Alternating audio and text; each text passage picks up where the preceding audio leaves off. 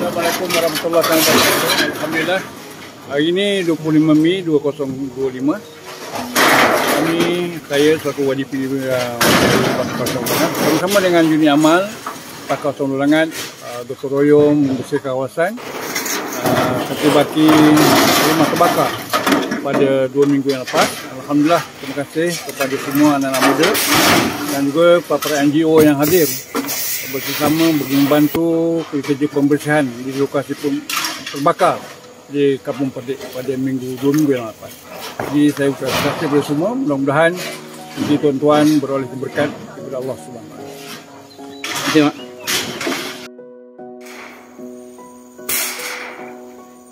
Lanjutan terima kasih kepada semua pihak yang terlibat untuk menyalurkan sumbangan wang ringgit yang kita telah kongsikan pada masa kebakaran, dan juga sahabat-sahabat yang turut menyumbang tenaga dan masa untuk hadir bergotong royong di sini.